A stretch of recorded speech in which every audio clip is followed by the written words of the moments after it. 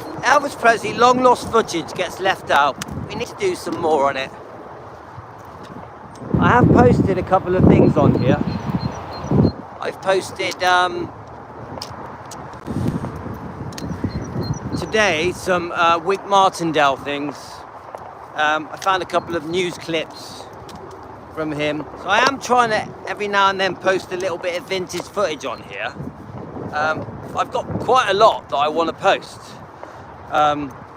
In fact, dozens and dozens, but it's getting, hi Karen, it's just finding the time to quickly piece them together, do a bit of an introduction and post them on here. So I am trying. Hi Angie, so we've got an Upright Live. Yeah, Frederick, I thought we need to be nice to Elvis Presley long lost footage. We need to remember it's one of our babies. I look at my YouTube channels as my children. We need to nurture them, nourish them. I tend to like to do my drives in the camper van on this channel. Problem is the weather hasn't been great. We've just now, in the last hour or so, it's warming up. So the dogs are way behind me. Look at the dogs. What are you doing, dogs? Look where we are. We're near the motorway.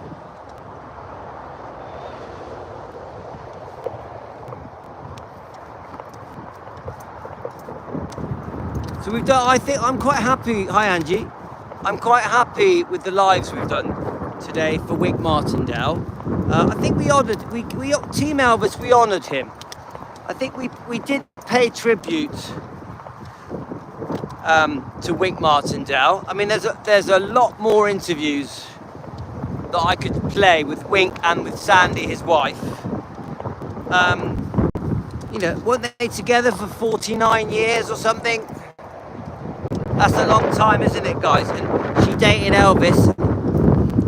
She must have seen something in Wink that she liked. I mean, Wink was a good-looking guy when he was a very young man, wasn't he? He was still very handsome for his age, I think, even at 91. Now, I did watch a thing with Wink a year ago, so he would have been 90, yeah? Ah, thanks, Karen. He would have been 90, and he was stood behind the two ladies, the Elvis fans that go to Graceland. I think one's called Holly, yeah? And he was stood behind them waving, saying, hi guys, hi guys.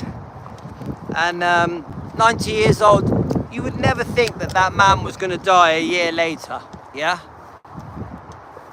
I don't know if you guys have seen that. He's just walking out of Graceland. They're just a couple of fans that have got a YouTube, I think a Facebook channel.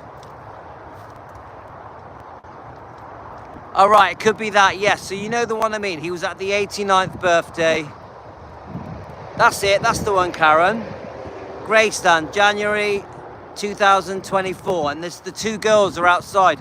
I can't remember their names. I'm sure one's called Holly, yeah? And he walks up behind them with the other guy, the other co-host, and says, hi, it's Wink, you know. How we going? He's talking to the fans. You would never think that man was going to die a year later. He looked really well, really well. But let's face it, guys, 91, what a great age. If any of us get to our 90s, aren't we very lucky? I really believe that. My wife's grandmother, she lived until she was 92. You can still go in your 90s. Look at Larry. Larry is 92, isn't he? And he sings. He's got his own YouTube channel. I don't know if you know that. Larry's got his own YouTube channel and he sings Elvis songs. You know, guys, any age you can have energy in you. You can have go in you if you've got the right attitude. But the unfortunate thing about reaching that time in your life when you get into your 80s and 90s is that you've lost a lot of people, haven't you? That's the problem.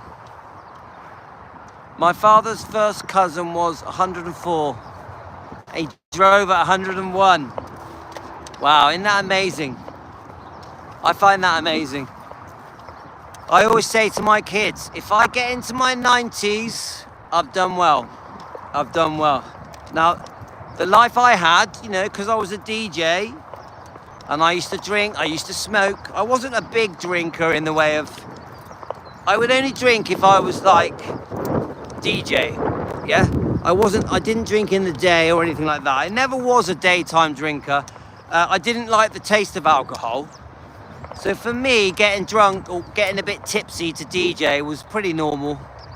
Yeah, I stopped smoking around, yeah, Karen, I stopped smoking in my mid-30s. I stopped smoking, but even that, I was never really a proper smoker because I would have smoking phases. So I would go through a few months where I'd smoke. Half the time the cigarettes just made me feel sick. Yeah? So I would give up because I would say, oh, they just make me feel sick. And then I'd give up for a while, then I'd start again. Drinking and smoking never, you know, some people just need a drink. I was never that person. Some people just need a fag. I was never that person.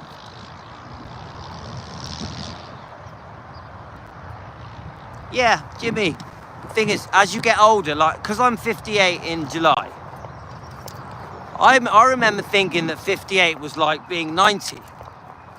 But I think as you get older, you see life differently. Like, now I'm 58, I don't see 58 as old. But when I was 48, I would have seen 58 as ancient. So it's all relative.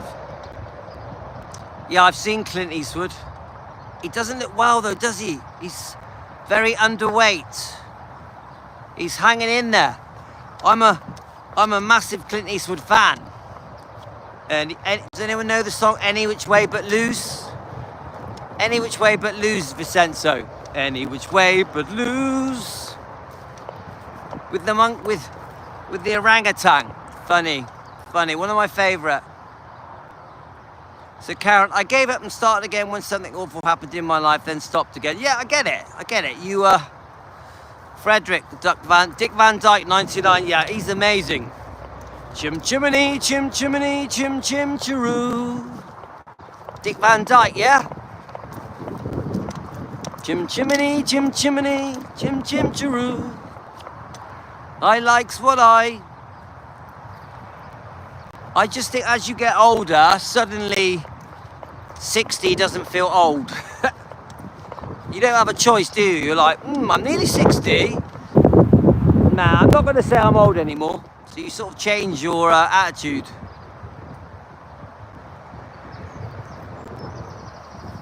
Yeah, Mary Poppins, isn't it, Karen?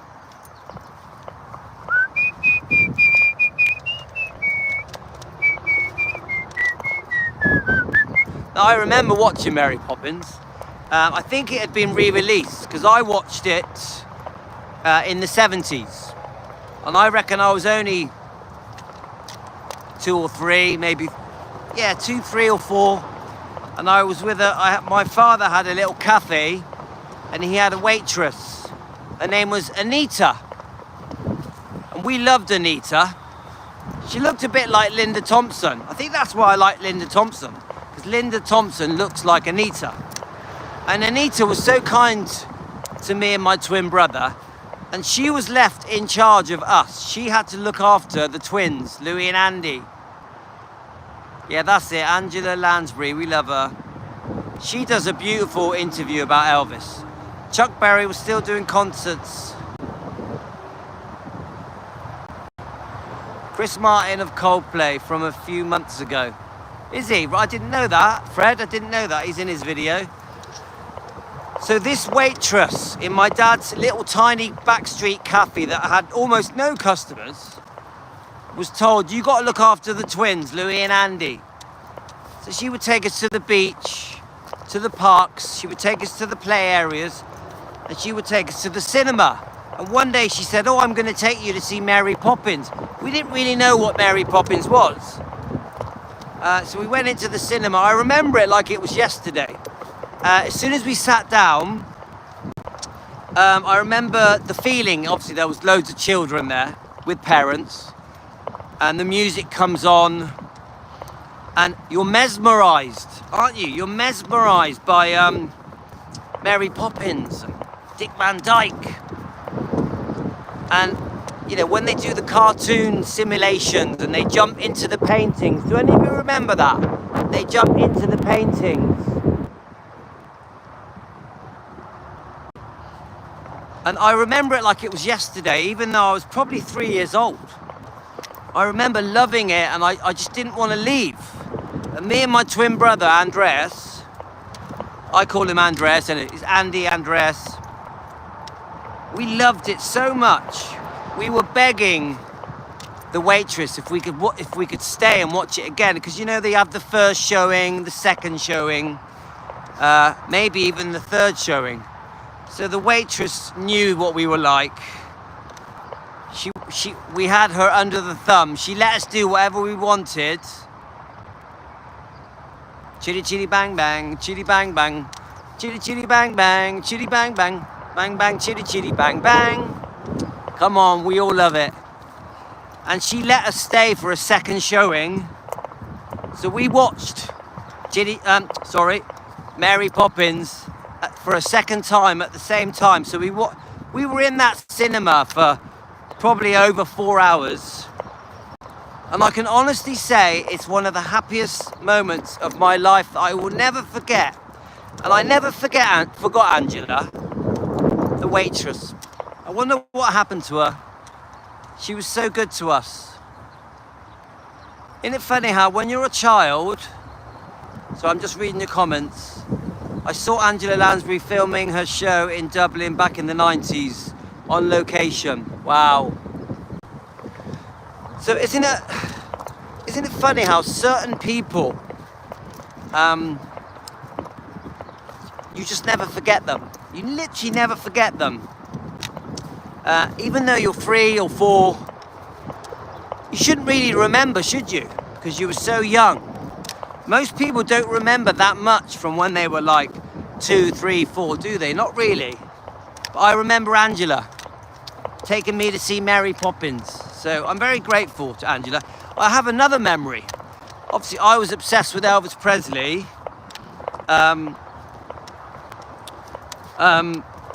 So there was this area that was like a play area. It was in an area that was called Dolphin Square. Dolphin Square. Look it up, guys. Dolphin Square, Weston-super-Mare. It was a play area, and it had a giant dolphin, a golden dolphin. And in that area, the kids would meet up and play. I always remember this man would go there with a wooden spinning thing that he would whip with a string. And the more you whipped it, it would carry on spinning, like a spinning wheel. Do any of you remember that?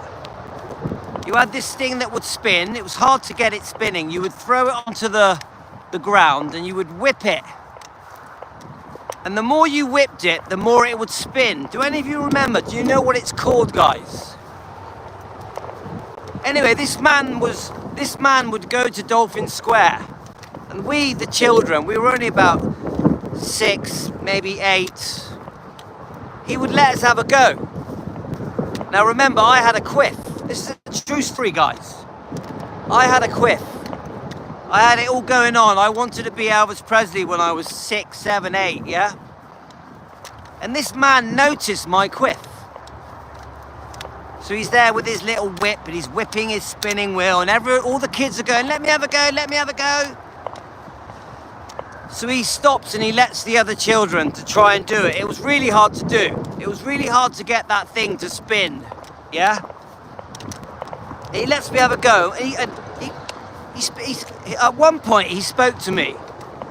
He said to me, are you an Elvis fan? And I'm like, yeah, I'm an Elvis fan, you know. With my Brill cream, you remember Brill cream in those red little pots? I would wake up and I would Brill cream my hair.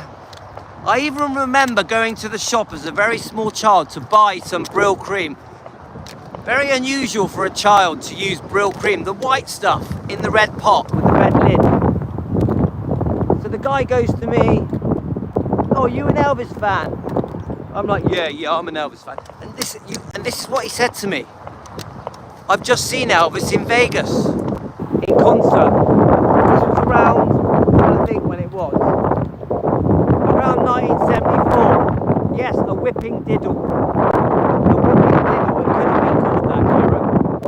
And this man said to me, yeah, I saw Elvis in Vegas in concert. And I was like, no way. And I couldn't believe this man who was doing the whipping diddle noticed me with my quiff. And then, because he saw that I had a quiff, wanted to say, oh, I'd seen Elvis. This man, I think this man was about 30 years old. A good-looking man from memory. He was, you know, when they just look nice, when you're a kid, oh, you look nice, yeah. And I couldn't believe that I had spoken to someone, because obviously I was obsessed with Elvis. I couldn't believe that I had spoken to someone that had seen Elvis in concert. Seen Elvis in concert. Amazing. That's my Elvis memory of someone saying that he'd... And this is when Elvis was still alive. Elvis at this time was still alive, yeah? So, yeah.